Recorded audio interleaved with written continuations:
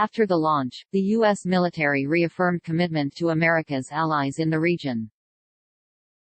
North Korea reportedly fired 2 ballistic missiles into waters off its east coast Wednesday, in the direction of Japan, prompting Japan's prime minister to denounce the action as absolutely outrageous, according to reports.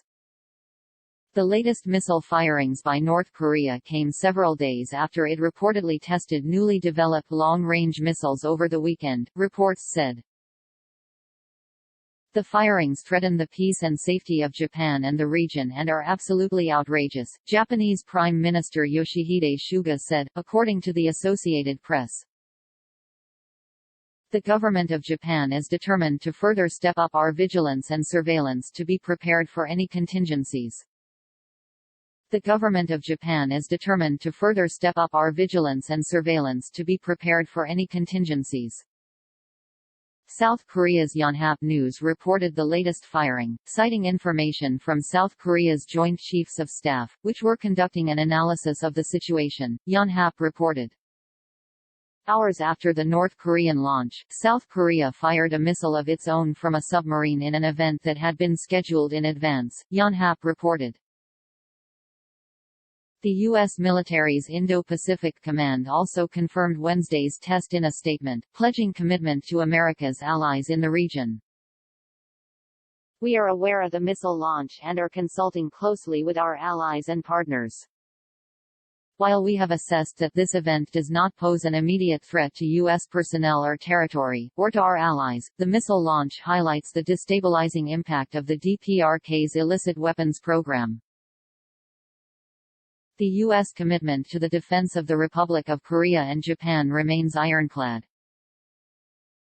The Associated Press initially reported that only one projectile had been fired and did not identify it as a ballistic missile, but updated its story around 1:20 a.m. ET Wednesday, claiming as Yonhap did that 2 ballistic missiles had been fired.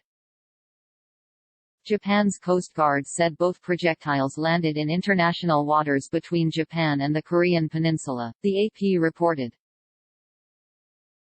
According to the AP, South Korea's Joint Chiefs of Staff said in a statement that the North Korean projectile flew toward the waters of the Korean peninsula's east coast on Wednesday. It gave no further details. Wednesday's development followed reports Monday of North Korean missile tests that occurred over last weekend, tests that ended a year-long pause in the nation's testing of projectiles, the AP reported. North Korea said Monday it tested a newly developed cruise missile twice over the weekend. North Korea's state media described the missile as a strategic weapon of great significance, implying they were developed with the intent to arm them with nuclear warheads. Many experts say the North Korean test suggested North Korea is pushing to bolster its weapons arsenal amid a deadlock in nuclear diplomacy between Pyongyang and Washington. The latest launch came as Chinese Foreign Minister Wang Yi was in Seoul for meetings with South Korean President Moon Jae-in and other senior officials to discuss the stalled nuclear diplomacy with the North. Moon said South Korea's government plans to hold an unscheduled National Security Council meeting later Wednesday, the AP reported. Talks between the United States and North Korea have stalled since 2019, when the Americans rejected the North's demand for major sanctions relief in exchange for dismantling an aging nuclear facility. Kim's government has so far rejected the Biden administration's overtures for dialogue, demanding that Washington abandon its hostile policies first. The North's resumption of testing activity is likely an attempt at pressuring the Biden administration over the diplomatic freeze after Kim failed to leverage his arsenal for economic benefits during the presidency of Donald Trump.